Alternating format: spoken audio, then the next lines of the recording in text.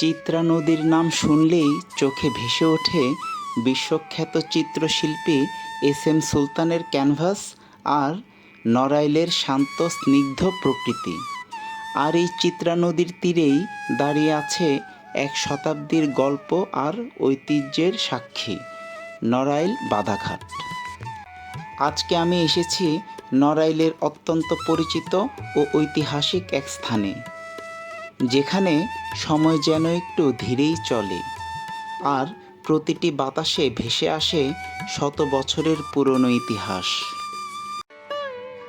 নড়াইল শহরে হেরিটেজ প্রেমীদের কাছে সবচেয়ে আকর্ষণীয় স্থাপত্য হচ্ছে বাধাঘাট বা রাজবাড়ি ঘাট। 1791 সালে নড়াইলে প্রবহমান চিত্রা নদীর তীরে মূল জমিদারি প্রথা শুরু করেন জমিদার কালীশঙ্কর রায়। পরবর্তীতে তার দুই ছেলে রামনারায়ণ রায় ও জয়নারায়ণ রায়ের মধ্যে জমিদারি ভাগাভাগি হয়। বড় ছেলে রামনারায়ণ পেয়েছিলেন নড়াইল শহরের জমিদার বাড়ি, ছোট ছেলে জয়নারায়ণ পেয়েছিলেন হাটবাড়িয়ার জমিদারি এলাকা।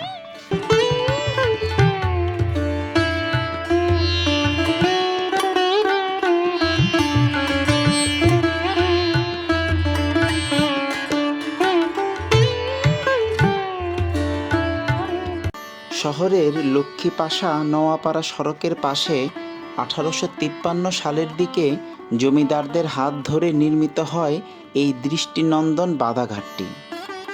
মূলত জমিদার বাড়ির নারীদের স্নান করার জন্যই এটি তৈরি করা হয়েছিল। চুন সুরকির প্রলেপ আর রেলের স্লিপার দিয়ে মজবুত করে বানানো এই ঘাটের মূল আকর্ষণ হলো এর গ্রিক স্থাপত্য রীতি।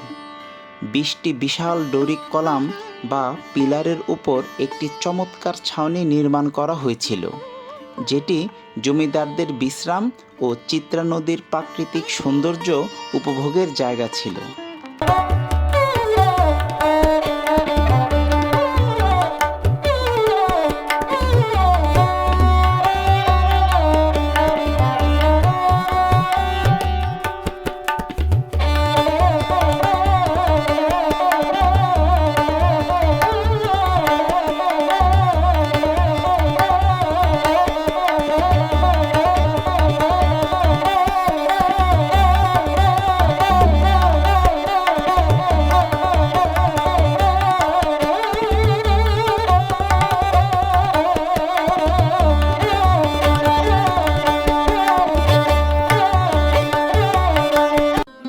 মূল ঘাটের 21টি সিঁড়ি নেমে গিয়েছিল চিত্রা নদীর একদম জল ছুঁয়ে।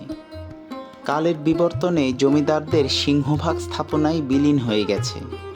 তবে এই বাধাঘাট, বেলে পাথরের মন্দির আর ভিক্টোরিয়া কলেজের কিছু স্থাপত্য আজও নড়াইলের রাজকীয় অতীতের কথা স্মরণ করিয়ে দেয়। অনেক সময় ধরে কোনো সংস্কার না হওয়ার ফলে ঘাটের সিঁড়িগুলো অনেকটাই ভেঙে পড়েছিল। তবে সম্প্রতি যথাযথ সংস্কারের পর এই ঐতিহাসিক ঘাট ও ছাউনিটি ফিরে পেয়েছে তার নতুন রূপ। বর্তমানে এর 15টি সিঁড়ি অক্ষত অবস্থায় রয়েছে। বাংলাদেশে চিত্রা নদীর পাড়ের এই বাধাঘাটটির মতো এত চমৎকার গ্রিক স্থাপত্যরীতির হেরিটেজ ঘাট সত্যিই বিরল। বিকেলে এই ঘাটের সিঁড়িতে বসে চিত্রা নদীর বয়ে চলা দেখা আর হিমেল বাতাস গায়ে মাখা আপনাকে মুহূর্তেই নিয়ে যাবে এক অন্য জগতে। প্রতিদিন স্থানীয়দের পাশাপাশি দূর দূরান্ত থেকে অসংখ্য মানুষ আসেন চিত্রাপাড়ের এই সৌন্দর্য দেখতে। আমাদের বিশ্বাস, সঠিক সংরক্ষণ আর ভ্রমণ পিপাসুদের ভালোবাসায় এই আইকনিক ঐতিহ্যবাহী স্থাপনাটি সবার কাছে আরও অনন্য উচ্চতায় পৌঁছে যাবে।